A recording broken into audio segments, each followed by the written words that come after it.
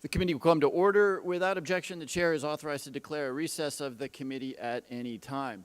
I welcome our witnesses. We're grateful to have you. This is the second hearing of the Select Committee on Economic Disparity and Fairness and Growth, in which we actually start to examine some of the causes of the economic disparity that has so dramatically developed in the United States. We'll be turning next after Ms. Capter actually leads a field hearing to the Midwest to actually see on the ground the effects of globalization. We will be turning to what many economists consider another one of the primary drivers of disparity, which is automation and the replacement of jobs by technology. But of course, this hearing is entitled "The Interconnected Economy, the Effects of Globalization on U.S. Economic Disparity." I'll let the witnesses know there is an important caucus meeting ongoing, so I anticipate that members will be coming in shortly. I now recognize myself for 5 minutes to give an opening statement.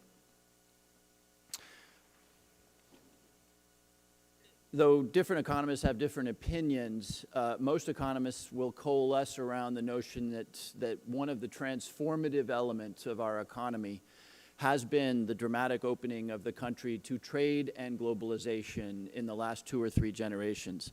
Since 1947, when the U.S. helped craft the global trading system as we know it today, the value of goods and services imported to and exported from the United States has increased 16-fold in real terms.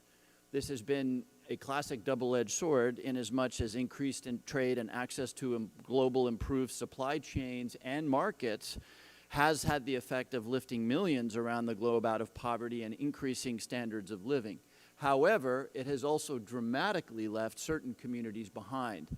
And the effects of that being left behind are highly concentrated in certain parts of the country, certain industries, and in certain demographics. Broadly speaking, U.S. jobs have shifted from predominantly goods producing to predominantly service provision, and globalization has been a big part of that. And while the economic gains from globalization tend to be widely shared and diffuse, the economic losses are concentrated in certain industries, geographies, and demographic categories. The decline in U.S. manufacturing employment is often attributed to a combination of productivity growth in the manufacturing sector, technological advancement, and increased globalization. Today's manufacturing output is actually 5% greater than it was in 2000, but it has become much more capital intensive and much less labor intensive, which is fancy language for meaning that an awful lot of workers have been left behind. So we're faced really with a crossroads, which is to imagine that we can end the trend towards globalization and better integration, which most of us believe is not likely or even possible, or to do a much better job in at least 2 areas, and these are areas where we are very much looking forward to hearing from our witnesses. Clearly, we have to make sure that the terms of trade are just and equitable and don't advantage countries that are either degrading their economy or abiding by labor standards that we find unacceptable here in the United States. And secondly, and this is of particular interest to the committee, as the economists say, there will always be disruption associated with globalization and international trade. And I, for one, am a big believer, particularly having lived through the TPA fights, that we do a far from adequate job in addressing the needs of those who have been disrupted or left behind. By this I mean TAA, retraining, all of the elements that we feel that we should, for moral reasons, provide to those people who have suffered as a result of globalization. I'll note that following today's hearing, the committee will continue studying the changing economy's effect on U.S. economic disparity and recommend concrete actions to ensure the economic growth created through globalization is much more equitably distributed, that it helps U.S. consumers, and that it helps rather than hurting U.S. workers overall, and specifically supports business workers and communities hurt by globalization. With that, I want to do something slightly unusual. This committee runs the risk of diving into abstractions and academic concepts, and I'm determined that the committee will not lose sight of the humans and the individuals who are affected by that which we're talking about. And as a consequence, every hearing will feature the voices of real Americans who have been affected by the forces that we're talking about. So before we turn to our witnesses, I ask for unanimous consent from the members to air a brief video from 3 Americans discussing their experiences with globalization as part of the committee's mission to deal with real people and to show America to itself. So let's roll the video, please.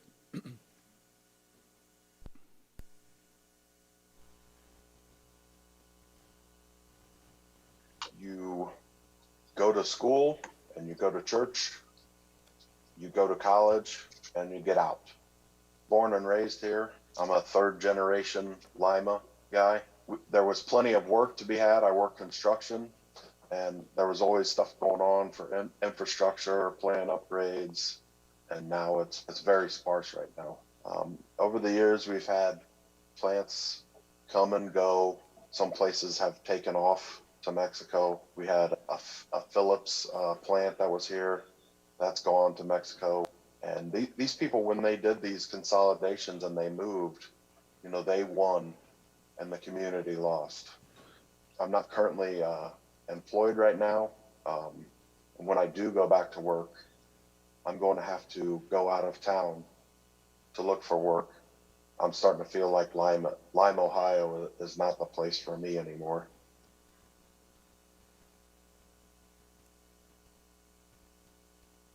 My name is Kendra Williams, and I work for AT&T. They brought workers in from Mexico, and then they started training them. Like some of the workers they would sit with the workers, and then the workers actually trained them, and then basically they sent that work to Mexico.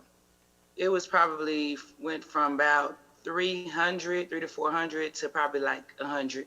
And that's just the unfortunate part. It's like we have stake in this, but it's our livelihoods is at stake, but it's like they don't care. Colleagues, as you said, had to downsize. They might have owned a home. They had to sell it, get an apartment, get another job. People have had to repossess their cars and have to try to get another cash car, something, you know, mess up their credit and deplete their savings and all of that because of the changes that happen suddenly.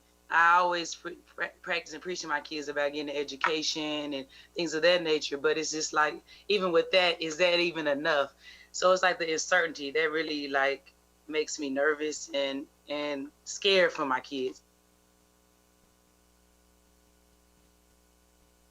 Essentially, we had gone a while without having a big company in town. So it was very attractive to have a corporation come to town after there hadn't been any sort of growth in this area. And we knew that we had to compete against Mexico. You know, we had to, quote unquote, swing the pot and make the deal as attractive as possible. There was about $150 million in tax incentives for 1,200 jobs. After about 7 years, they announced that they were leaving. And when you look at our census count, we did lose population. This perhaps had a direct impact on population loss. We did have to cut other services and cut other programs. You know, we're struggling with all the issues that other cities struggle with: crime, poverty, you know, trying to get folks educated, trying to get them to stay here. And when you have a deal like Electrolux end up the way that it ended up, it really hurts us. It hurts us as a community. It hurts us as a government. And so it's definitely resulted in a negative impact for us. Thank you, and I appreciate the unanimous consent by the members. Again, we're going to deal with a lot of complicated technical subjects on this committee, but we're never going to lose sight of the people that we're talking about. So this is going to be a regular feature of the hearings that we do, even as we hear from expert witnesses, as we are about to do. And in fact, we welcome the testimony of our distinguished witnesses. By way of brief introduction, first we have the Honorable Bill Spriggs, the Chief Economist for the AFL-CIO. We have Dr. Adam Posen, President of the Peterson Institute for International Economics. Next, we have Professor Carol Lee Graham, the Leo Pazvolsky Senior Fellow at the Brookings Institution. And finally, we have the Honorable Vince Williams, Mayor of Union City, Georgia, and the first Vice President of the National League of Cities. Witnesses are reminded that their oral testimony will be limited to 5 minutes. You should be able to see a timer on the desk in front of you that will indicate how much time you have left. When you have 1 minute remaining, a yellow light will appear. I would ask that you be mindful of the timer, and when the red light appears, to quickly wrap up your testimony so that we can be respectful of both the other witnesses and the committee members' time. Without objection, your written statement will be made part of the record. Dr. Spriggs, you're now recognized for 5 minutes to give an oral presentation of your testimony. Thank you, Chair Himes, for this invitation to give testimony before your committee today on the issue of trade. I'm happy to offer this testimony on behalf of the AFL-CIO, America's House of Labor, representing the working people of the United States, and based on my expertise as a professor in Howard University's Department of Economics, whose alumni is the Vice President of the United States. Globalization has many facets. Interactions among people from many countries is, of course, ancient. Modern globalization, however, is the narrower epoch in which interactions have been governed by a set of rules and international agreements. Following World War II, the basic set of rules gave great leeway to governments to avoid the economic catastrophe of the Great Depression era and aggressively pursue full employment and shared prosperity. In the era since 1980, these rules have been focused instead on profits and growth through investment of private capital to ease the production location choices of firms to offshore. Rather than governments focusing on full employment, they have yielded more autonomy to central banks that focus on price stability and encourage austerity over public investment. Governments have been handcuffed in their pursuit of regulating economic activity at the micro and macro level and have been impotent to address underlying problems of domestic inequality. Unfortunately, America has a deep problem when it comes to racial inequality.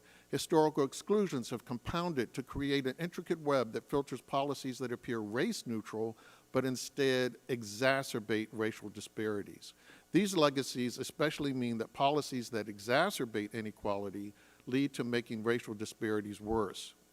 Growing inequality from trade policies is one such example. My testimony today will reflect on a growing body of literature among economists showing a deeper appreciation of the displacement that can result in local labor markets because of trade. I think there is also an appreciation of the displacement that can take place for industries and occupations at the national level. The effects have disproportionate effects on black workers, young workers, and local public investment. At the dawn of this century, in March 2000, we had 17.3 million manufacturing workers in the United States. In February of last year, we had 12.8 million. In March 2000, we had 8.2 million Americans working in food service. And in February of last year, we had 12.3 million. In 20 years, we were almost equally a nation of food service workers and manufacturing workers. The rapid decline took place in the United States, especially in those industries and areas most exposed to the newly open policy towards China trade, but did not take place in Europe, which was slower to open to China trade. My own work done with my graduate students shows the loss of employment is greater for black workers in those communities most exposed. The cascading effect of workers in search of fewer jobs, akin to a game of musical chairs with chairs removed, turns the labor market into a zero-sum game, because in the scramble, a job gain for one worker is a lost opportunity for another. Clearly, in that scenario, there are equity issues, some because of race, some because of a shift in intergenerational job opportunities, some because of gender. Marriage rates fall for young men because of the loss of job stability. Others have found increases in deaths of despair, especially drug overdoses. There's an overlap between the communities that have been impacted and mental health. So looking only at workers in manufacturing can mask the effects experienced by workers as we shift industries. And from that perspective, individuals experience trade effects through downward pressure on their wages. The effect of job losses have been lasting equity effects. My work, again, with my graduate students shows that for African Americans, the recovery from the Great Recession was worse in those areas most affected. We see over the long run the decline in black union density, and unions are very important for American upward mobility and issues of equity. Even skill upgrading can be difficult to achieve when you lose processes, and that means a loss of patent activity tied to process technology. those most affected industries slow down in their patent activity. There's a loss to local government through revenue, through lost population, through property tax values because of lower home prices. This creates a downward spiral for local economies. We can do better. We can have rules that put government back in the driver's seat and promote equity and prosperity as opposed to profits. Thank you. Thank you, Dr. Spriggs. Dr. Posen, you are now recognized for 5 minutes for an oral presentation of your testimony. Thank you, Chair Himes, and thanks to the committee for having me. The mandate of this committee is extremely important, and I am looking forward to the practical results that I know the members want to achieve. The question for me is whether it is reasonable and useful for the sake of inequality and justice, not just economic efficiency, to focus disproportionately on trade disruption or disruption in the manufacturing industry, as opposed to focusing on all American workers, including the vast majority of lower-income workers who work in services and non-traded sectors and non-manufacturing. And I think the issue that sometimes gets confused is that it is not that much more expensive to look after all workers than to look after some. And looking after some by place, by manufacturing, by trade emphasis, actually backfires by empowering corporations and others to exploit workers. And so this is why I do not think that the U.S. needs to be completely laissez-faire about trade, and I commend the work of the Congress, and for that matter, my colleague William Spriggs and his colleagues at the AFL-CIO for raising raising labor standards in trade agreements now and going forward. I think the domestic response of this committee and this Congress should be towards all American workers on an even basis. In particular, I think it is important to recognize that the U.S. did not open up nearly as much as most other, in fact, all other rich economies in the world over the last 20 years. Japan, France, Australia, all known for being relatively closed, far greater increase their number of immigrants, far greater increase their amount of inward foreign investment, far greater increase their amount of trade in their economy than the U.S. did. And all of them have successfully invested more in their workers, more in their welfare state, more in their support of people than we have. And so I don't think it's a matter of blocking globalization. I would also point out that in terms of manufacturing jobs, there has been significant manufacturing job loss in Germany, in Japan, in countries, even in China, where they have behaved unfairly or have run manufacturing trade surpluses. As the chair suggested at the opening, one of the factors in manufacturing job loss is productivity growth.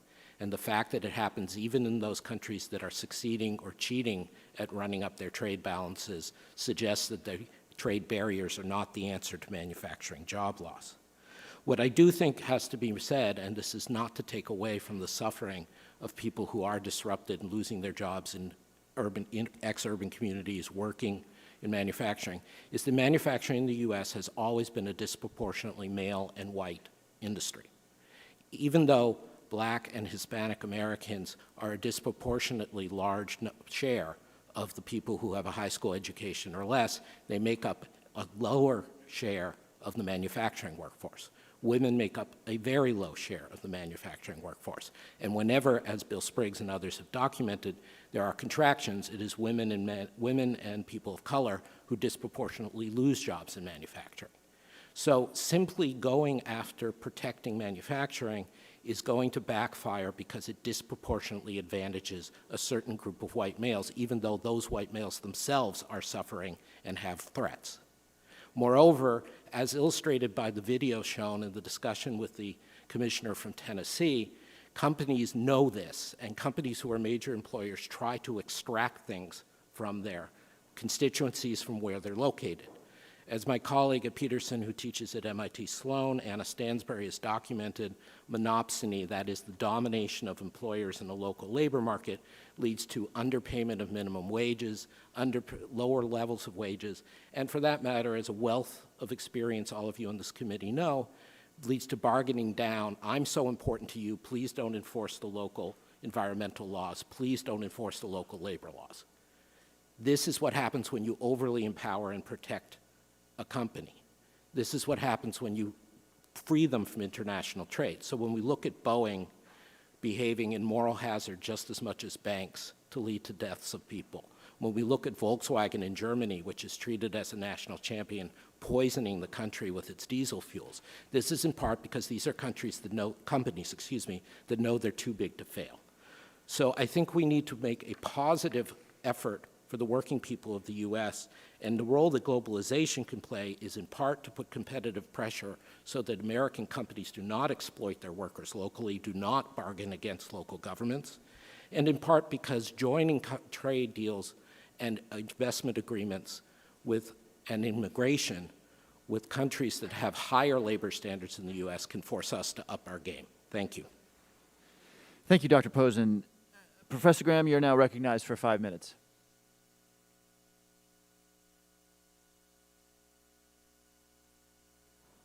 Yeah, you may need to pull the mic a little closer.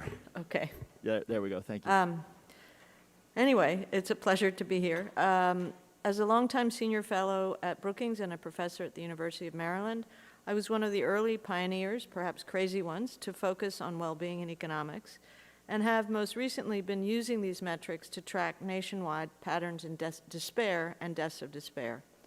We find that prime-age men out of work who have dropped out of the labor force, not unemployed, but fully out of work, have the most despair of any labor market cohort and a very high probability of dying of such deaths. Our national crisis of despair is holding back our economic recovery from COVID and damaging our labor markets and productivity. We have a large number of prime-age individuals permanently out of the labor force, mainly men, but also women. Estimates go up to about as high as 20% of prime-age workers. That's on the high end. Despair is also jeopardizing our well-being, our health, our longevity, families and communities, and even our national security. COVID was, of course, a fundamental shock, exacerbating an already growing problem of despair. Approximately 93,000 individuals died of opioid overdoses in 2020, a 30% increase from 2019. The average over the past 10 years of deaths of despair has been about 70,000 people per year. This despair in part results from the decline of the white working class, as Mr. Posen mentioned. It contributes to our decreasing geographic mobility, and it has political spillovers, such as the recent increase in far-right radicalization. The communities that the out-of-labor force tend to live in and are unlikely to move from are in decline. So I think it is time that we rethink how we've been working on place-based policies. We need a whole different approach. At the same time, in addition to the white working class, other population groups are also suffering, adding to the complexity of the problem. Over the past few years, suicides have increased among minority youth, and overdoses have increased among Black urban males, starting from a much lower level than whites, but now exceeding it. The challenges, while complex, directly relate to the nature of low-skill work. This is due to technology-driven growth, and that is not going to change. There are a range of policies detailed in my written testimony that can encourage older workers out of the labor force to engage in their communities and other productive activities. Yet I believe our focus now has to be on the next generation, on their acquiring the skills and training they need to participate in the labor force of tomorrow, or they too will end up in despair. A high school education alone is not enough to participate in tomorrow's labor force. We need to encourage the children of low-skill workers to educate beyond the level of their parents, and while higher education is one objective, there are also medium tech skills and a host of socio-emotional and cognitive skills that youth today need to participate in the labor force of tomorrow. An example is the OECD's Brain Capital Initiative, which is developing strategies to support youth investing in the brain skills that they will need for tomorrow's work. And these and related strategies tend to work best from the bottom up, within communities and with the participation of communities.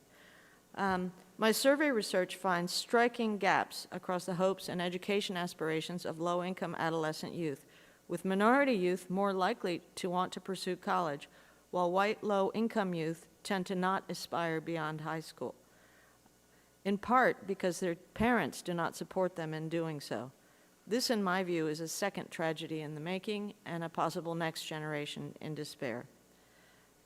More generally, our policy responses to the crisis of despair are fragmented, with focus on interdiction or ex post treatment rather than on the root causes.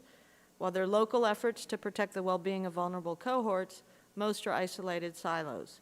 And there's no federal entity to provide the vulnerable with logistical support they need, nor is there a system that can disseminate relevant information to other communities that are seeking solutions. And while federal agencies track mortality, there's no coordinated system that explores the underlying causes, which in turn again relate to the nature of work.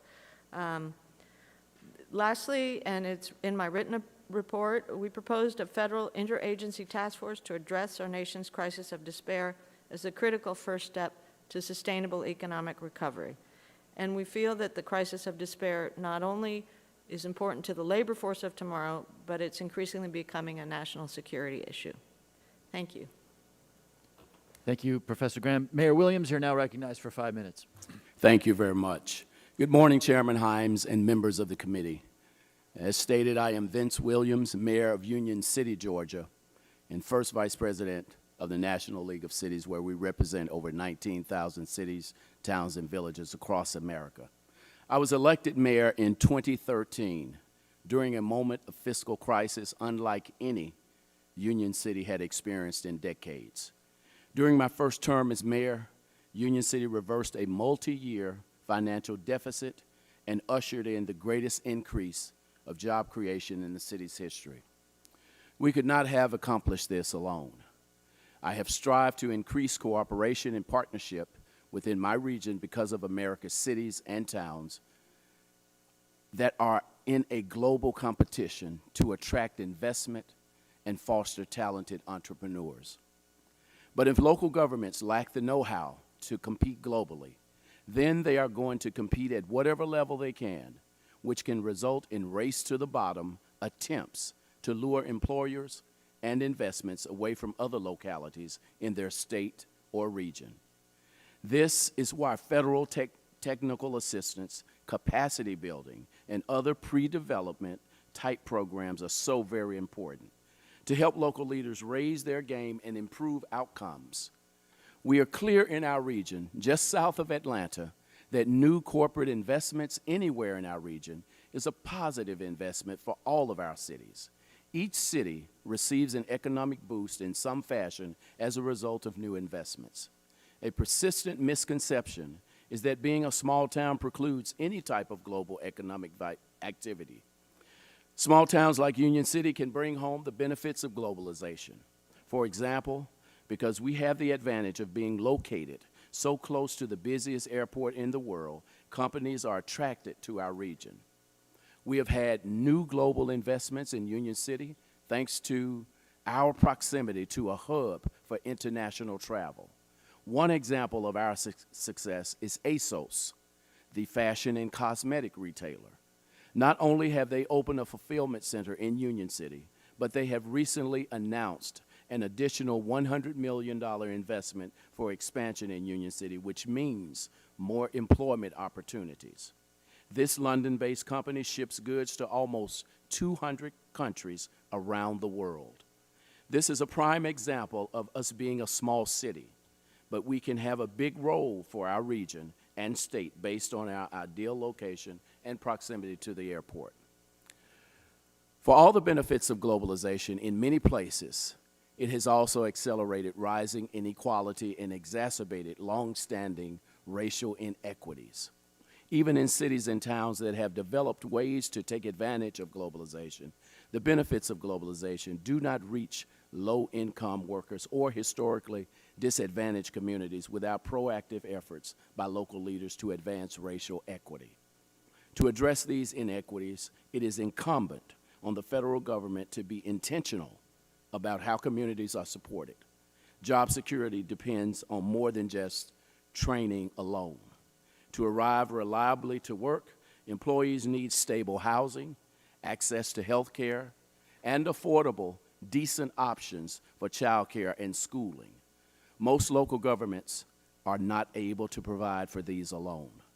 If we want to expect international companies to invest in our cities, Congress and the federal government must demonstrate a willingness to increase investment in our cities and towns. As former Chattanooga Mayor Ron Littlefield put it, people invest in places that inspire a passion for living. The infrastructure and reconciliation bills that are being considered today are fundamentally important to local efforts to bring home the benefits of globalization. A specific example for us in Union City is the need to build our own water and sewer system. Currently, we must purchase water from the city of Atlanta. The fact that my city does not have direct authority to meet commercial or industrial needs for water is an obstacle. But if we were able to put in place our own water system, it would both increase our appeal to certain industries and be less expensive for our residents in the long term. Favorable policies that allow for funding to be granted and used judiciously toward infrastructure will certainly help us include a more inclusive globalization opportunity. We need your help federally as a team member in the globalization process. The local, state, and federal team effort is the right approach, and we stand ready to do our part. Thank you so much. Thank you, Mayor Williams. We turn now to member questions, and I will begin by recognizing myself.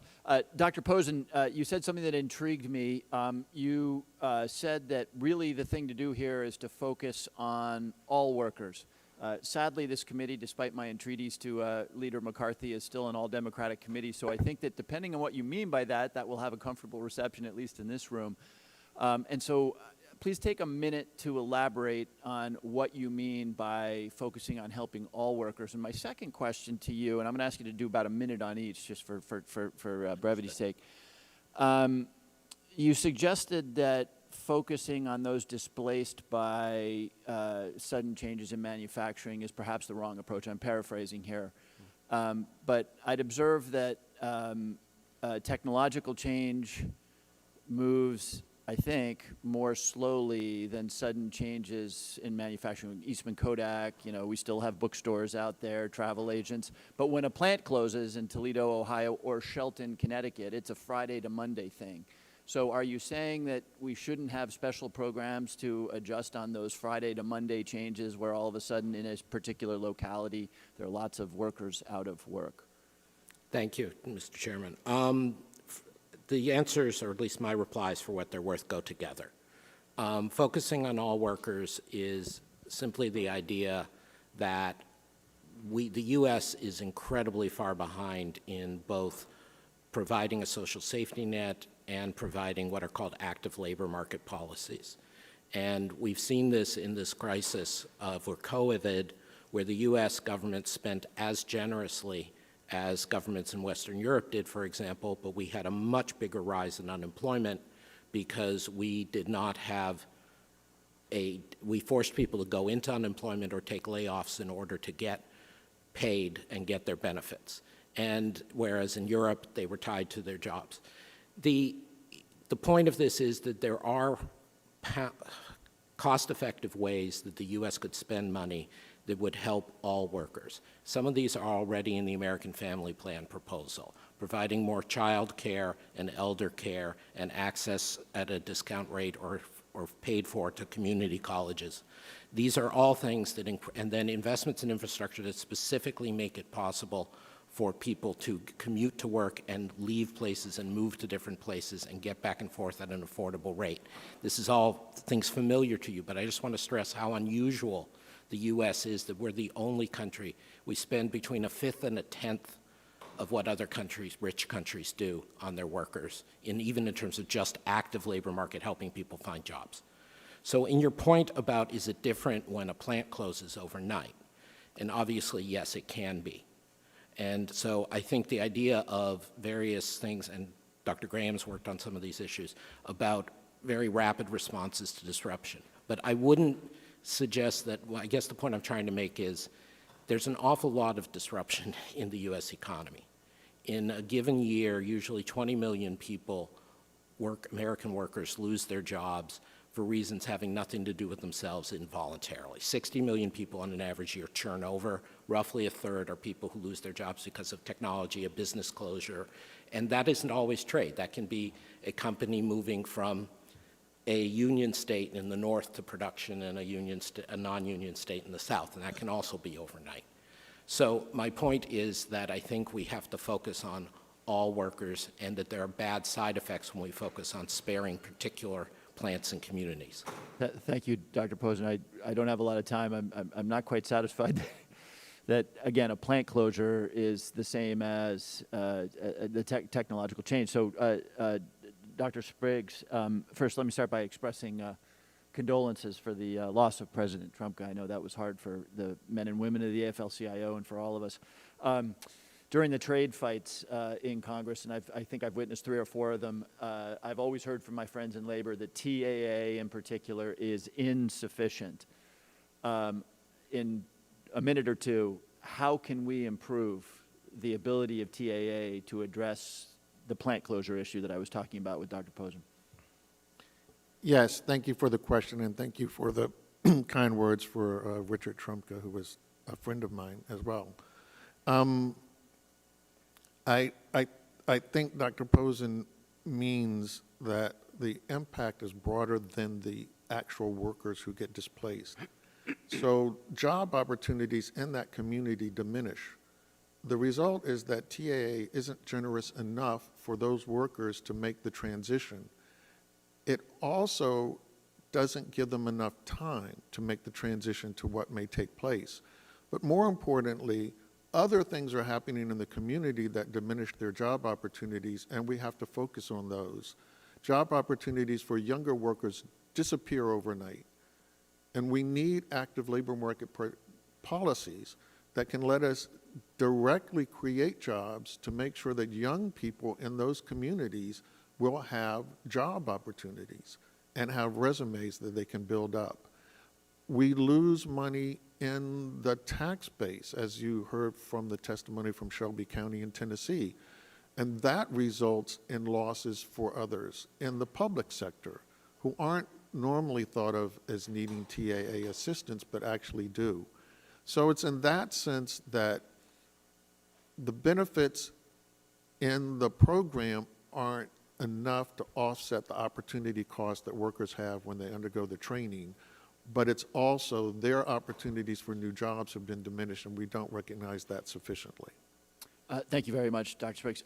Mayor Williams, I'm out of time, but if we do a second round, I'm going to come back to you because you said something very intriguing, which is the transport hub as a mechanism for generating additional jobs. I want to explore what other elements of a community are there to grow new businesses, but in deference to my fellow members, I'm going to postpone that until a second round or subsequently. With that, I will recognize Ms. Capter for 5 minutes. Thank you, Mr. Chairman, very much, and for this excellent set of witnesses. Thank you all for helping us help our country. The loss of wealth and security by thousands upon thousands of people that I have had the privilege of representing is deeply troubling for me. And at the same time as I have seen this happen in the industrial heartland, I've seen gains of wealth by very powerful global investors that even I don't have access to on a daily basis. Very hard to talk to them. We've seen the movement of technology and the consolidation of economic activity in a way, in the movement of capital that moves power away from the people that I represent, and indeed my entire region. This morning I was a couple of minutes late getting to the hearing because the head of our transit company called me and told me that she was going to be leaving. I don't even know if we can save our transit company. I hope we can, but it's just another one of many challenges that we face in our region of northern Ohio. I wanted to just get a few statistics on the record, and that is the economic impact of U.S. trade deficits. It's my understanding, Dr. Posen, one of your colleagues, Gary Hoffbauer, testified 30 years ago that every $1 billion of trade deficit that the country endures equals a loss of 20,000 jobs.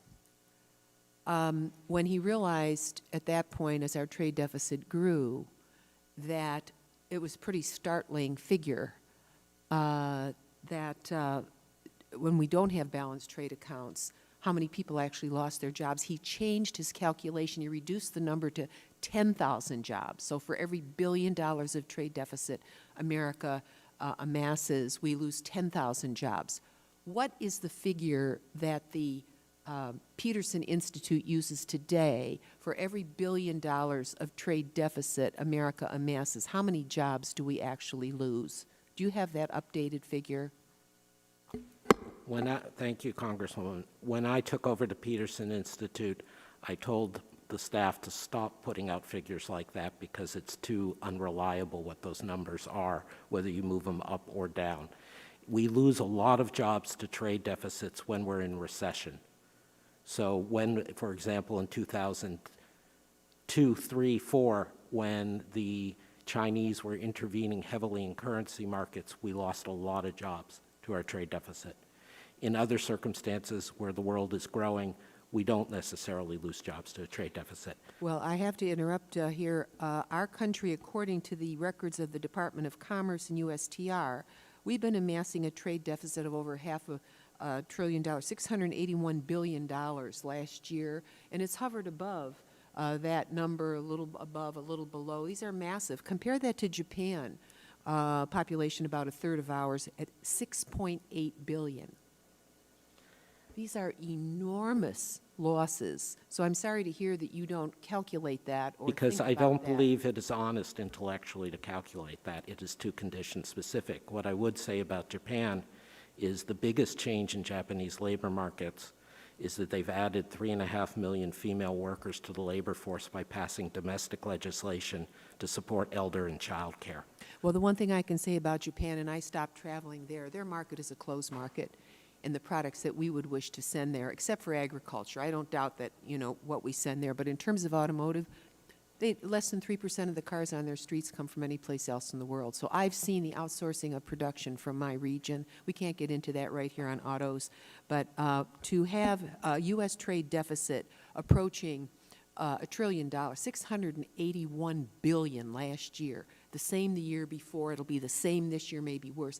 That's really something to be worried about. And I think the reason your organization doesn't want to state it is because it's too horrible to face. So No, anyway, actually, I want to move to another question.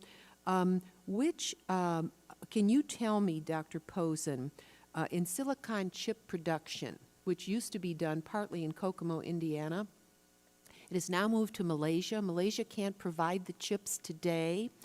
Can you tell me which financial institutions, I know you can't tell me today, but can you go back and help me understand which banks funded the silicon chip production in Malaysia today?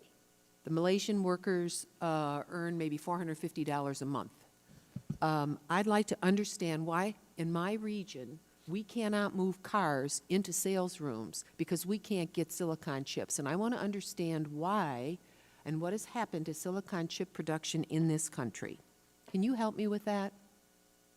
Dr. Posen, I'll let you answer quickly, but you'll need to follow up because the gentleman. No, I just need to respond to the claim that we're lying. We don't lie. I'm being honest. You can't, the trade deficit has, if you look at it, no statistical relationship with how many people are working at any given time, because there's too many other things going on. So I could make up numbers, but I'm not going to. I will gladly, Congresswoman, try to get you answers on the funding of the Malaysian chip plant. Thank you. We need to understand. Thank you, Mr. Chairman. Okay, we'll take that last question for the record for any of the witnesses to opine. With that, I recognize Mr. Gonzalez for 5 minutes. Thank you, Mr. Chairman, and thank you for the panelists here today. The American dream is often described as an opportunity for anyone to move up the social-economic ladder in this country. And as we approach a smarter, more technologically savvy, advanced future, we also realize automation holds opportunities for some, but threatens others. The first rung of the American dream or ladder is often hourly wage jobs that we encourage people to utilize until they take the next step. What happens when that step or those jobs are no longer available at a starting point, and how can government better prepare future generations from being displaced by automation. And this is to Professor Graham. Thank you. Well, I think we know that a lot of those jobs are gone and aren't coming back. Not all of them, but there has been a huge amount of displacement by both trade and technology, but the technology part of it is sort of a long-lasting trend that's not going to change. I agree with the other speakers that we could do much better at supporting workers in the face of trade through better social welfare policies. But that goes to the kinds of investments in low-income adolescents that I was speaking about. They can no longer guarantee that they finish high school, they get, an hourly job in whatever their father might have done. It was very much a white male-oriented track to manufacturing and mining and other kinds of jobs, and that they have to skill up. And there are many ways to skill up. College is always a big boon, but it's not the only option. There are all sorts of vocational training. Community colleges provide a very good starting point for a lot of kids. There are a host of medium tech skills, which without a college education, youth can learn and work, at least to start, in medium tech. And a lot of the Silicon Valley companies are now investing in some Midwestern towns. There are also there's a need to provide kids with different kinds of education, because the jobs of the future are going to be brain-driven, socio-emotional skill-driven. And so we have to think differently about training the youth of today for what the labor market is going to look like tomorrow. And an equally important part of that, in my view, is when you think about kids from deprived communities who don't have a trajectory of any other track than what you spoke about, they need mentors. They need information about how to train, what to train, and where are the opportunities, what are the opportunities. It's a black box for them right now. So we're failing in that, is what you're saying. We're way behind other countries in the same way that we're way behind them in terms of creative social welfare policies that, this country is the only rich country in the world where if you lose your job, you essentially lose your health insurance, you lose everything. That's right. That's why people fall into despair, because How the would we cost balance? of failing How would we is so balance high. investments across the board for older workers versus younger workers coming into the workplace? I would focus on the young. I think older workers who have dropped out of the labor force are very unlikely to go back, particularly those who have been out of the labor force for a while, and they're at a point where training in new kinds of skills is much more difficult, and then they're unlikely to get those jobs. I think there are all sorts of support policies for older workers that other countries have been successful at, the UK in particular, at getting isolated, deprived, unemployed people out into their communities, giving them access to volunteering, to other, to just having some sort of purpose in life other than being at home and going into despair. And if you look at the profile of older prime age workers out of the labor force, particularly the white ones, that's exactly what they do. They're living in their parents' basement, or at least in their parents' census tract. And if you offered them a moving to opportunity job, they wouldn't take it. They're not going to move. So we need to think about community engagement and other kinds of strategies to get these people at least out of isolation. But I think the big investments have to be for the children of these people, or they will become the next generation in despair. That's right. Thank you. Your testimony earlier emphasized the experience of primarily white, primarily middle-aged men in primarily the Midwestern part of the country. But Dr. Spriggs has argued in his testimony that black workers have been disproportionately impacted. What have you seen as a difference between white and black male experience, and are these differences important in designing policies to better support displaced workers? That's a great question, and one of the things that we find in the data and in my surveys of low-income youth, minorities, and whites, is that the black workers, the black community, they may have suffered disproportionately, but they seem to be much better at multitasking, and they seem to be better at having strong community ties that are supportive, built over long periods of time. It doesn't mean that they don't merit the attention as much, if not more attention as white workers. It just means that they seem to be better at coping. And they have, the other thing that shows up very strongly in the data on the prime-age males out of work is that minority prime-age males out of work are much more likely to want to give back to their communities, to do something, right, versus sitting at home isolated.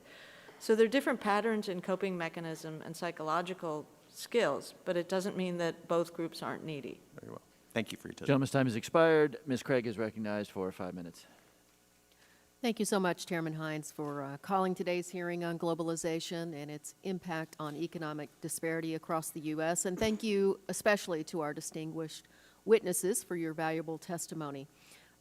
Listening to your remarks, it's clear to me that over the last few sessions here in Congress, we've done what we so often do, and that's define the problem in black and white terms so that we can come up with those black and white policy solutions. It's either globalization is good, so we should join more trade agreements and expand import-export opportunities, or globalization is bad, so we should raise tariffs and pull back from the global markets. But I think in framing it up that way, we in Washington have really overlooked what it seems like we always overlook, the fact that the trends that each of you talked about here today are complex, they're evolving, and related to dozens of policy decisions, not just one or two. One good example of that complexity in my district is related to family farmers and the ag economy. Minnesota's 2nd District is home to family farmers producing everything from corn and soybeans to dairy, pork, and poultry. There's no doubt that that expansion of global markets has created significant opportunities for family farmers across Minnesota and the country. In fact, about 40% of the corn grown in Minnesota is exported. But the expansion of those markets has also meant that global companies operating at economies of scale have been able to consolidate those markets. Meatpacking is a great example of that, where companies like Brazilian-owned JBS and Chinese-owned Smithfield have scaled up to the point that many local processors have been forced out, leading to lower margins and less control for farmers, and of course we all know a destabilized supply chain. I bring up this industry because it's an example of how globalization has supported growth and also created challenges. I'd like to explore that tension between this growth and those challenges by first turning to Dr. Posen. Dr. Posen, in your testimony, you encourage the U.S. to reverse the trend of the last 20 years and reinvest in global trade policies. Can you speak to how the U.S. might be able to do that while also resisting the forces of monopolization? Yes. Thank you, Congresswoman Craig. I think there's 3 key aspects I would recommend the U.S. do to approach that. The first is, as has been mentioned by me and many others, is enforcing labor standards in trade agreements, and that is the good part of the USMCA renegotiation of NAFTA, for example. It does matter. Second, I think that the consolidation, as you say, about global, there is a complexity. On the one hand, if we have huge economies of scale and financing from around the world, it can lead to the kinds of things you've seen in the meatpacking industry. On the other hand, as I tried to give examples in my testimony, where we overly protect a domestic company, sometimes the domestic company is the one that takes advantage of its local monopoly and abuses it. So I think we need a broader rethink about how to engage with and limit the exploitive behavior of companies, the excess of corporate concentration, the effect of corporate concentration on outcomes for workers and for consumers. And I think that in the spirit of what I've been trying to say, I think corporate concentration being abused is bad, whether it's abused by a U.S. headquartered company or a Brazilian or Chinese headquartered company. And so then the third point I would make just quickly is to say that the work that Treasury Secretary Yellen and this administration has done to try to get international agreement on tax codes and minimum corporate tax doesn't directly address this problem, but it helps provide a basis for more leverage over multinational corporations and not making it so easy for global capital, whether American or foreign, to hide ownership or to hide where their operations are. Thank you so much. I don't have a lot of time here left, but Mayor Williams, it was great to hear about your success. And I just ask, I only have probably 30 seconds here, but I'm wondering if you might be able to expand on just a little bit more on how you approached your work in Union City. What success have you found in creating jobs that are secure and permanent? What's been challenging? How has globalization influenced that work? In 30 seconds or less.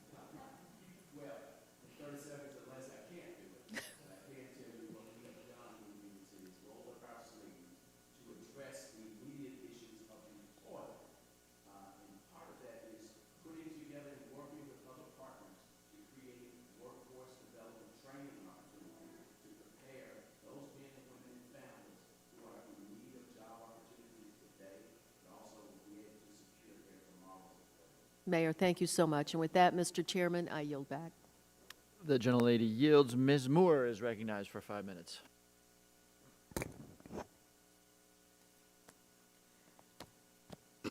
Mr. Chairman, I don't see the clock.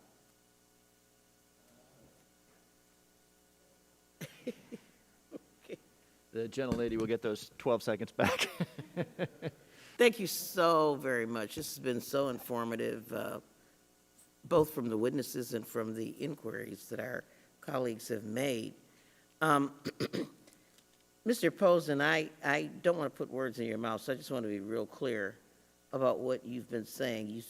Did you say that you didn't think it was really necessary for us to block globalization and that trade barriers are not just completely explanatory for disengaging in manufacturing, and that maybe we exacerbate inequality and problems by focusing on blocking globalization and focusing on places versus people, and some of that, I just want to clarify what you were saying.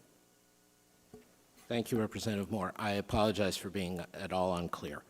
All I'm trying to say is that policies that are targeted at helping individuals and not distinguishing between individuals very much if they're an American worker tend to help more. And policies that there are obviously exceptions. The chair raised the question of, overnight closure of a plant. Mm-hmm. Professor Graham, Professor Spriggs have raised issues. So I'm not saying zero place-based policies, but there are negative side effects that come out of policies that are anti-trade, anti-immigration. And it's not just the economic ones. We all know there are some economic costs, but as I say in my statement, I would be willing to pay those costs if it worked to close the disparities. My concern is the measures that are less universal, more targeted on trade, tend to in some ways increase disparities as well. And I totally agree with that. I'm a member of the Committee on Ways and Means, and in our so-called trade adjustment assistance, we provided child care as an overlapping issue. But I am from Milwaukee, Wisconsin, and so it's a place where poverty has grown steadily, and we have attributed a lot of that to trade. And I am just wondering, why can't both those models of providing child care and family leave and the kinds of things that we envision in the Build Back Better proposal be combined with some strategies to deal with the local loss of manufacturing? We've had a workforce that has been trained and geared toward manufacturing. We have a lot of capacity to do things like building batteries or converting to climate industry sort of manufacturing. And I'm wondering whether or not you agree or disagree that combining those strategies could be a good thing. I think what's the downsides of having a place-based strategy? I think the downsides of having a place-based strategy are, first, that it will tend to ignore what happens in I think about Milwaukee, I think about a number of major medium-sized cities where workers, predominantly women and people of color who are in the services industries, who are in healthcare, who will be overlooked to some degree if we focus too much on manufacturing as the goal. I think a second reason I worry about manufacturing is because, worry about overemphasizing manufacturing, is because there's only so many good jobs we can even hope for creating if you define good jobs by manufacturing. Again, the facts are, as I mentioned in my testimony, the number of manufacturing jobs has even been declining in China, despite all their cheating, despite all their tariffs, despite all their subsidies, despite a government that says you must produce in this particular spot. And then thirdly, I just want to say, well, you mentioned obviously Build Back Better and the Green Initiative. I think that that is the best hope we have of, if you want to create manufacturing jobs and help places, it is through we have to invest in green technology and changing this economy to decarbonize. So since we have to do that, then that is to me the best way to get places like Milwaukee re-engaged in productive activities. Okay, I won't burn up all my time going back and forth with you, because I do think while it's all great, you know, if I now have childcare and now have family leave, I still got to have a place to go to work. But that being said, let me ask Mr. Spriggs, and I just want to join the chairman in expressing my shock and grief over the loss of the president. He was a great guy, but I know you will carry on. You talked about the benefits of trade in your opening statement. I just want you to expand a little bit on your thought that trade focus changed to just total profit, just the good elements of trade in terms of meeting, you know, what you think is good about trade and how that has been transformed and what we might do to get it back on track to avoid racial disparities, inequality, and black people being affected. And Dr. Spriggs, because the gentlelady's time has expired, I'll ask you to answer that Did it? very, very quickly. I know, I don't know why there's only one clock in this room, but anyway, please answer very quickly. I am likely, by the way, to call for another briefer round, perhaps 3 minutes of question, because I know there's follow-up, and so there'll be an opportunity. But Dr. Spriggs, very, very, very quickly. I would just say really briefly that a greater emphasis used to be on making the world safe for democracy. And that meant institutions like labor unions in other countries were pushed by the United States, labor standards that would encourage political stability and shared prosperity. And we gave great leeway through the World Bank and the IMF to encourage nations that you could use fiscal policy to try and maintain full employment. We have gone away from all of those efforts. And so if we want a safer world that doesn't have right-wing governments everywhere, we have to re-envision what is it we're trying to accomplish. We can lift everybody or we can pull everybody down. In the United States, the fact that a General Motors worker on the wrong side of the river gets paid a miserable salary is a level of discrimination that we should not tolerate. And we would all benefit if all General Motors workers were treated like all General Motors workers. The number of auto sales we would have to Mexico would be through the ceiling if General Motors workers in Mexico were like Canadian and American General Motors workers. Thank you. Gentlelady's time has expired. Ms. Ocasio-Cortez is recognized for 5 minutes.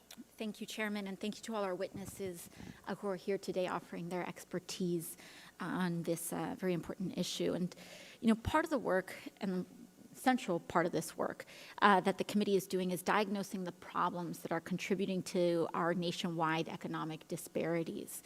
But I think it's important that we get that story right, because there's a lot of theories that are thrown out there about what is causing a varying amount of economic inequities, including the racial wealth gap. But for the last couple of decades, one of those stories that was told, and one of those popular narratives, was that This is all due to the skill gap and automation, and basically robots and lack of education are why people are in poverty, and have directly contributed to the stagnation of wages in the United States. But the truth is, I think that that's not really supported by data.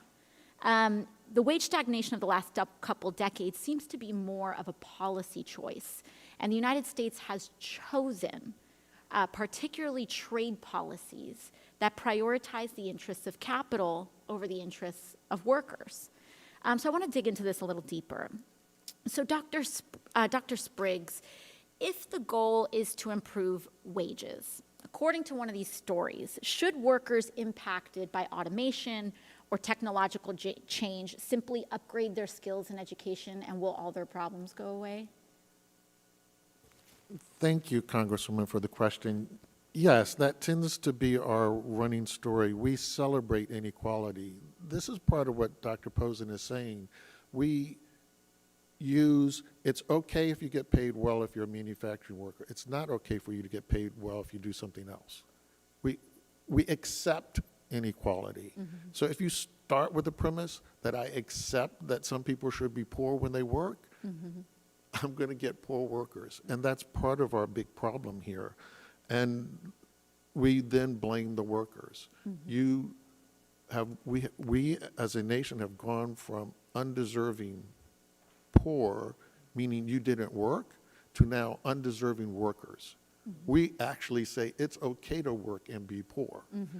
And so I think that's his point, is that it's not okay that if I lose a union manufacturing job, that means, as Professor Graham is pointing out to us, that you excuse me living in poverty, unable to take care of myself, losing health care, losing the pension. That's not okay. And Dr. Spriggs, just to interject, especially on this point on skills and education, it's this idea that if people just get retrained or get a college degree, that a whole new level, it will simply unlock a new level of economic outcomes. But we have seen that there's actually been little growth in the college wage premium as well. Isn't that correct? That's correct. Now, and I mean, this is even borne out by my personal experience. 3 years ago, I was waitressing downtown Manhattan, and almost every person I worked with was college educated. All the waitresses, hostesses, etc. They all had college degrees. Similarly, would you say that robots and other technological innovations have made workers, there's this other myth that robots will replace workers, but we've actually seen that in countries like Germany that have nearly 5 times as many robots per capita, they haven't lost overall jobs either, have they? Economists cheat here. So from 1966 to 2000, we had 17 million manufacturing workers. Obviously, that means the share of workers in manufacturing has gone down. But the experience for most workers isn't that a robot replaces you. A robot replaces a job opportunity for someone else. Mm. So the share of workers in that industry falls. It's not the same thing as me losing my job to a robot. More importantly, from 1946 to 1970-some, when we used robots to increase productivity and keep it 17 million, even though production was up, workers got paid more. So the difference is workers are more productive, but they don't get paid more. And so would you say that it's fair to assess that the negative impact of, I'll say, corporate-friendly trade policies and the erosion of worker bargaining power has done more to erode the quality of work? It has done more for inequality than, say, robots and the skills gap? Absolutely. It's as Dr. Posen was pointing out. We bend over backwards to please these companies, and workers are forced into that game as well. In order to keep your job, take a pay cut, take a pension cut, take anything in order to keep your job. And that leverage has changed and kept wages stagnant. Thank you very much. Ms. Jacobs is recognized for 5 minutes. Well, thank you, Mr. Chair, and thank you to all of our witnesses. The best part about going last is I get to hear everyone else's brilliant questions first. I wanted to delve into this question about what globalization looks like. I think, we've talked a lot about how it's impacted workers up to this point. I think there's a consensus among economists that there was a significant impact from what we'll call the China shock on employment and earnings for U.S. manufacturing workers in particular. But, I think we also have seen some economists argue that we're unlikely to see a market the size of China modernize at that rate again. So, Dr. Spriggs and Dr. Posen, I was wondering if you could talk a little bit about what you think globalization will look like going forward, especially as you look ahead to changes in global supply chains, accelerating technology, climate change, what we've seen with this pandemic that we know is likely to impact globalization, and what might be the next globalization-related threat to U.S. workers on the scale of the China shock, or what we should be looking at as we're trying to, quote-unquote, future-proof our policy decisions as they relate to globalization? So I'll take a stab and go first, Congresswoman. We've had a series of shocks. So I take a little deference to what Dr. Posen said about the diversity of the manufacturing workforce. Had we been talking before the Japanese trade shock in the 1970s, black workers were far more represented in manufacturing. And if you look at our leading industrial unions, the UAW, the steel workers, the machinists, those are our three largest and the largest industrial unions in the world.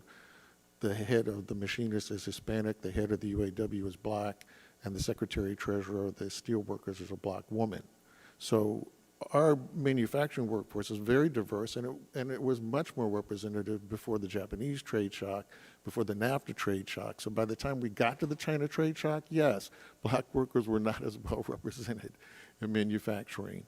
Are we likely to have anything as big as the China trade shock? No, but the lingering effects are still there in the communities. It's not the manufacturing workers who necessarily take it on the chin the worst, as Dr. Posen was pointing out. It's the community. It's all of the workers. It's the cascade of the workers down, because we don't keep up our labor standards, broadly speaking, and our inability to keep up our labor standards is because American corporations argue that if we had to pay $15 as a minimum wage, if we had to be giving health care to all our workers, then we couldn't be competitive. And that language and what Congress does to support that attitude is what makes it hard for us to recover from these shocks. Yep, I understand. I'm just going to jump in. One, as a Californian, I think we have a very good example on how having a $15 minimum wage and other protections do not, in fact, make you less competitive. But I was wondering if we could talk a little bit about this question of what globalization will look like in the future, recognizing that we have this impact right now in the communities, but what might be the kinds of globalization that we should be looking forward to? Thank you, Representative Jacobs. I very much agree with Professor Spriggs, obviously. I think in going back to the previous question from Representative Ocasio-Cortez, the fundamental issue, I think, is about the collapse of bargaining power for workers. And as you just pointed out, and Professor Spriggs pointed out, and just simply looking around the world points out, you can compete with perfectly adequate, or at least higher than we have, minimum wages. You can compete with required health care. Germany does it, France does it, Singapore does it, Canada does it. So to me, as we move forward, I'm hoping that that is what this committee contributes to creating. And that mainly, if we could get to unionization in a constructive way, that would be great. So the PRO Act, but very fundamentally, issues just to give greater leverage to workers to bargain. And when we talk about globalization's future, this is also why I see the positive side, as I said to Congresswoman Moore, about the possibility of green investment creating jobs, because we're going to have to do that anyway. But I also just want to stress that climate change, conflict with other countries, changing values, recurrence of pandemics, This means that we have to be more flexible. This goes back to why there are some downsides to locking people or incentivizing people to stay in place, some of the things that Professor Graham spoke about. We're going to have to help workers be able to move as well. It's not about skills, it's about facilitating their flexibility and their adaptation. Thank you. I yield back. Gentlelady yields back. As promised, I'm going to invite members to do one more 3-minute round, so that I'm going to be a little more disciplined on the gavel, so that's probably a question or two. Let me start with myself. Mayor Williams, as promised, it's been a great hearing. One thing I'm a little disappointed about that I hope you can help remediate. We haven't talked a lot about how you grow and build globally competitive industries. You mentioned Union City, you mentioned transport hubs. In about 60 seconds, what else are the ingredients of creating jobs, economic growth, and globally competitive industries? It's been blessed with is having God place us where we are on the map, certainly close to the world's busiest airport. But one of the things we have done and consistently do is partner with organizations in our community, such as the Atlanta Aerotropolis Alliance, but also the Atlanta Regional Commission, to make certain that those individual entities, such as an ASOS, that are looking around the country for an opportunity to come in the U.S., because for those of you who don't know, ASOS is a predominantly UK development, but also a huge online retailer. Now, their first footprint in the U.S. was in Georgia, is in Union City. They wanted to be in the U.S., but they wanted to be close to a major international airport hub. So one of the things we do is partner with them when they come in to identify what type of worker are you looking for? What are the things that you need to make sure that these workers are going to be successful, to be able to climb the career ladder in their organizations? And those are the things that we continue to focus on in preparing them to be ready for this type of workforce. Thank you, Mayor. My other question, and this is, I guess, a jump ball. I was super intrigued by Ms. Ocasio-Cortez's question on automation. About 7 years ago, I had the opportunity to tour a BMW plant in Munich, right in downtown Munich, high-wage area, 2 kilometers of robots. I'd never seen anything like it. Almost no people on the floor. And 50 years ago, obviously, there had been a lot of people on the floor. And at the end of the line, I asked, and there are now more people working associated with that plant than there were when that floor was populated by people. So to me, that was a visual example of technology probably on balance creates more jobs, but very different jobs. And after Ms. Ocasio-Cortez's question, we went to worker bargaining power, which I think we all think is essential. But if you are losing one category of jobs and you're growing another category of jobs, isn't education and training and doing that better one of the ways that you allow people to bridge from one to the other? Is that a misconception? Jump ball, I'm not quite sure who wants to take that. Well, but the difference is German workers are unionized at a higher level. In the United States, people forget, we did automate in our manufacturing sector and autos in response to the Japanese competition. We did that with the UAW freezing, in essence, hiring. Going forward, General Motors, Ford, Chrysler at the time, all worked with the UAW to retool and reskill those workers, which is why American workers, if you say you lost your job to animation, to automation, they kind of look at you. That's not what happened. We kept the same number of auto workers for almost 20 years. Productivity went through the ceiling. Thank goodness we were able to, in a window, also have the union say, and now that we're more productive, you have to pay us more money. So that's what's missing in this picture. If you have unions, the experience of automation isn't workers lose jobs, they negotiate the transition to what's the next step. Automation without the cooperation of the workers creates all sorts of problems. Thank you. Thank you. That's super interesting. I hope we have time to unpack that. The next, as I mentioned to members, the next hearing is going to be on automation and technology, so we'll have an opportunity to really unpack that. With that, Ms. Capter, for 3 minutes. Thank you, Mr. Chairman. Again, excellent witnesses, and if I haven't asked you a question, it isn't that I don't appreciate your testimony. I surely do. I believe the U.S. trade deficit is a measure of what is occurring inside this economy. And if I look at Mexico, we have about a $100 billion trade deficit most recently in the last fiscal year with Mexico. If we use the figure of 10,000 lost jobs for every $1 billion of trade deficit, that's another 1 million jobs we've just lost, wiped out, likely in manufacturing jobs and related activities, and more service jobs which pay less with no benefits. This has been going on for 40 years. This is nothing new. We just haven't addressed it as a country, which is why I'm very honored to serve on this committee. I wanted to ask Dr. Posen, could you, in the biography they provided us for you, they call you the global superstar of central bankers. So my question to you is, if I were to ask you to tell me which banks in our country have financed most of the manufacturing outsourcing, could you do it? So for example, from my district, if I look at Dana Corporation, or if I look at Ford Motor or General Motors, and I look at their production in Mexico, where the average wage of a worker is maybe $7 a day, I'd like to know which banks financed that post-NAFTA's passage in 1994. Are we able to do that?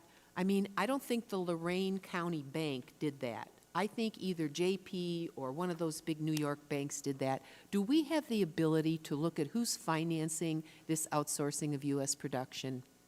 Not on publicly available data, Congresswoman, that I'm aware of. It's not, sir? I'm sorry? You say it's not?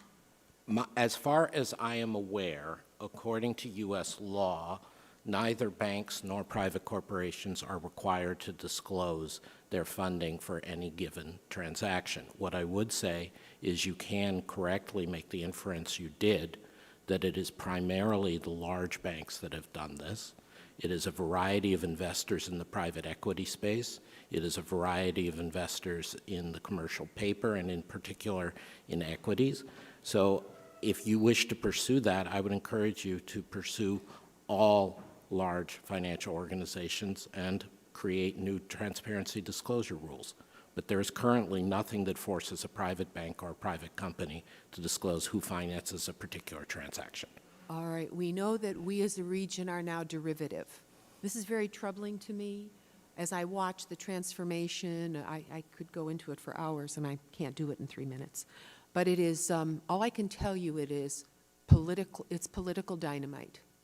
And whatever the banking rules are, whatever the trade rules are, inside our country, what is boiling up is very dangerous because of what's occurring. So it's in all of our interests to put our best minds together, and that's what we're attempting to do inside this very, very small committee in a very big Congress. So I thank you very much, and I would appreciate any articles you could refer me to that deal with which institutions are financing international investment and moving our jobs abroad. Thank you. The gentlelady's time has expired. Ms. Craig is recognized for 3 minutes.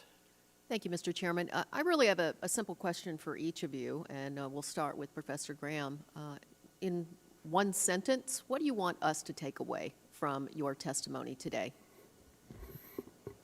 That our economic disparity crisis is real, and that our crisis of mental health and despair, which is very related to it, not only because of economic disparity, but it is a big driver of our crisis of economic despair, are linked and should be dealt with together in deprived communities, within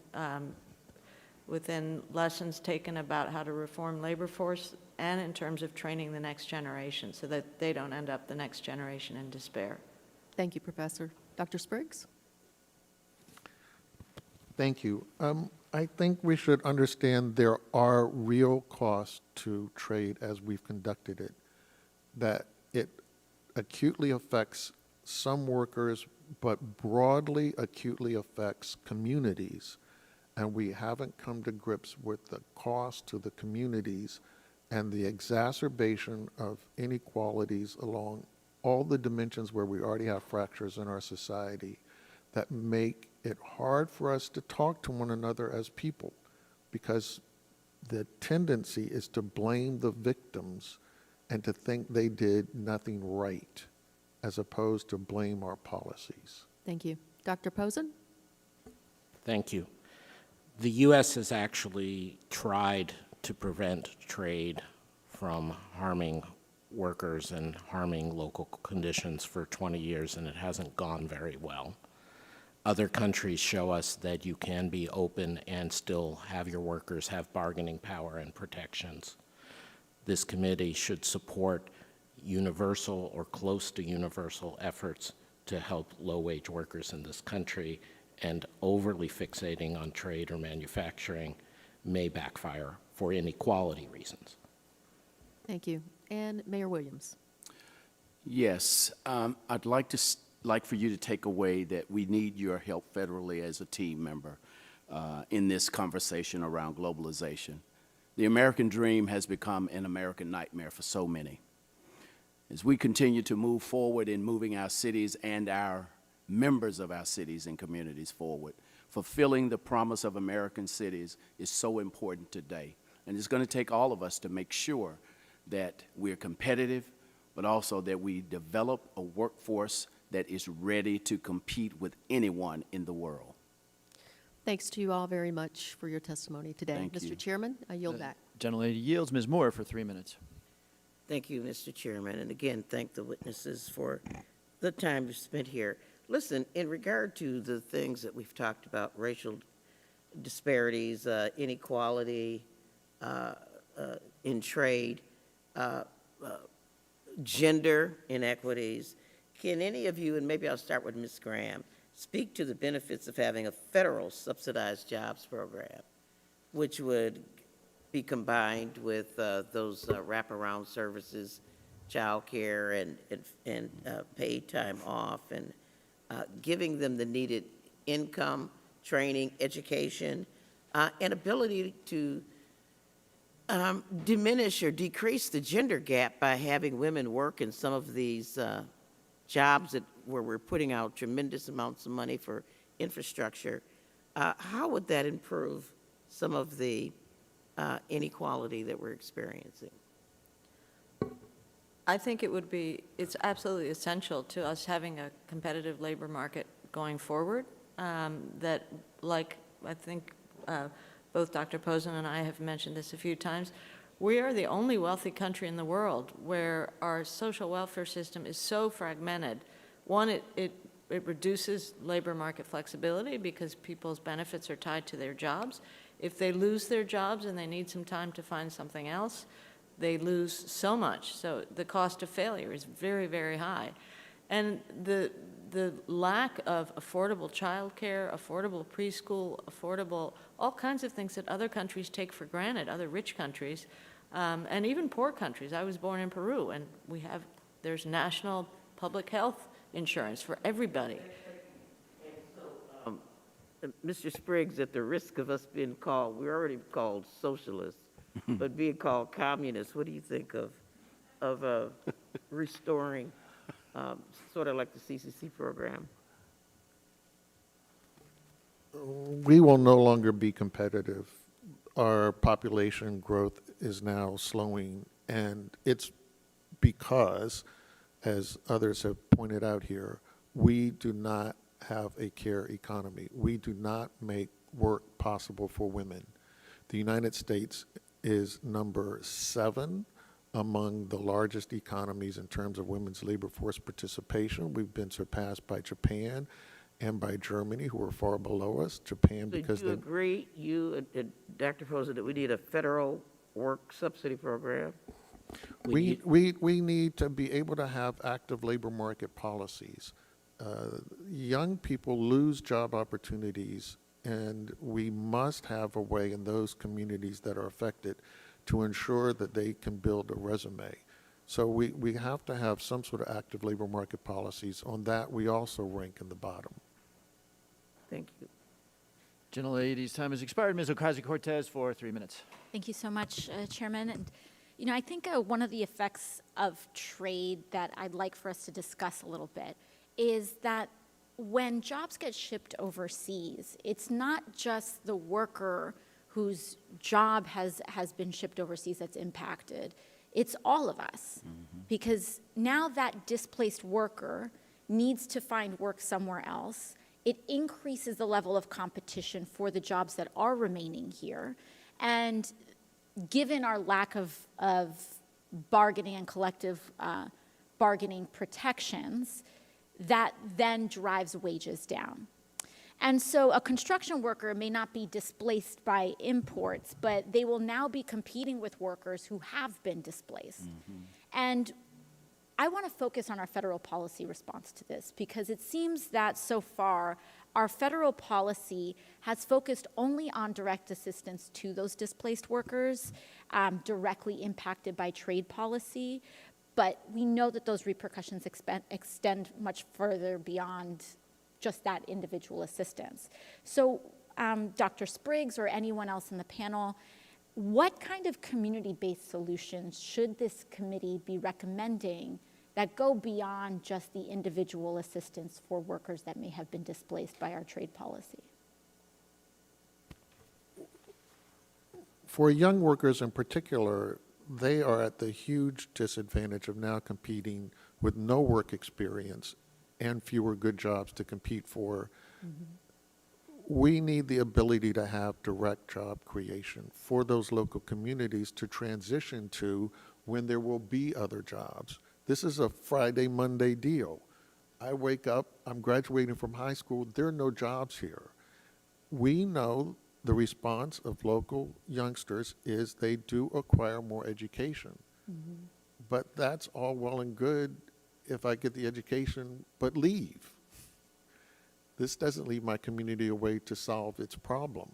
So this ability, the authority to have direct job creation to meet the needs of young workers is really paramount while we make the transition in the community and we keep the tax base as strong as possible so that local services don't go down. And just to clarify, Dr. Spriggs, you're saying direct job creation by the federal government, correct?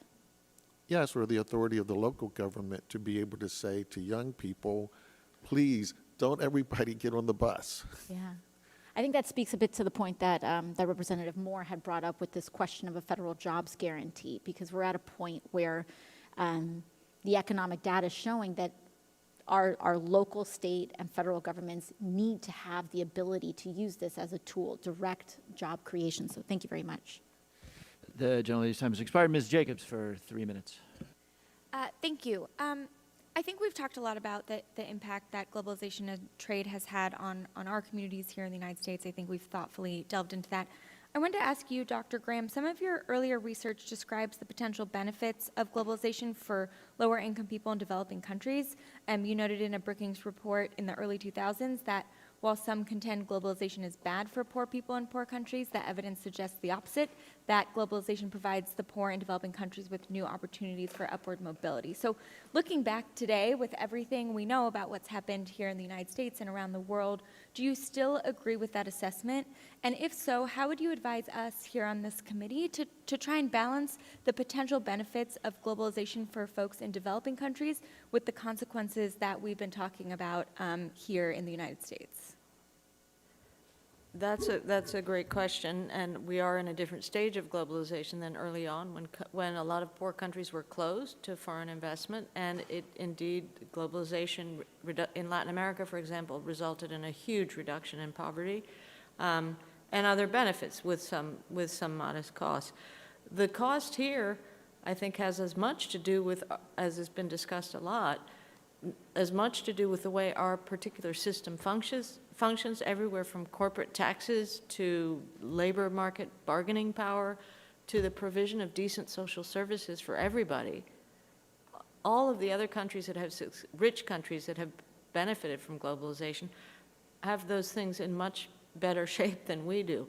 And so if we don't have an adequate system supporting our workers and their families and the next generation in acquiring the skills they need, then disadvantaged people are going to lose in a system with and without globalization. Thank you. Dr. Posen, did you have any thoughts on the balance between how we're impacting communities here and the benefits we've seen of globalization for folks around the world? Yes. I very much agree with what Professor Graham said. I'll just add first that it is not quite as zero-sum as some people make it out to be. sometimes the growth of it's like what Professor Spriggs was saying about if higher wages were paid in Mexico, there would be more demand for cars. The growth of China, in addition to the right of 1.4 billion people to make a living, has contributed. There's a lot of exports to China. There's a lot of business services going to China. There's a lot of good for the world innovation coming out of China. And that's just one example, Latin America too.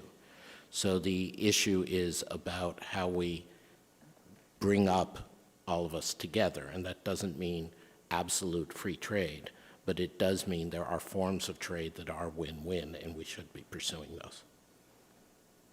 Thank you. The gentlelady yields, and this concludes our hearing. I'd like to thank our witnesses for their testimony today. Very good conversation, lots of interesting ideas. Before we adjourn, as I mentioned at the start, I'm excited to announce that the Select Committee will have its first field hearing in Ms. Capter's district in Ohio on Monday, October 18th. I know how hard it is to get members to Longworth, so I expect a challenge in getting members to Toledo, Ohio, but I would urge members to again, we're determined to really see what this means on the ground, not just inside the Beltway, so to consider attending that October 18th hearing to continue the conversation on this important subject and see the real impacts on people's lives and the regional economy. Additional details will be forthcoming. Without objection, all members will have 10 legislative days within which to submit additional written questions for the witnesses to the chair, which will be forwarded to the witnesses for their response. I ask our witnesses to please respond as promptly as you are able. Without objection, Mr. Chairman? all members will have 10 legislative days within which to submit extraneous materials to the chair. For the record, I remind members that written questions and materials for the record should be submitted to the email address provided to your offices. Yes, Ms. Capter. Mr. Chairman, I just wanted to clarify that the hearing will actually be in Lorain, Ohio, and the closest airport is at Cleveland, Ohio, in order to access that city. Thank you. Thank you The for home of steel, actually, well, you'll see.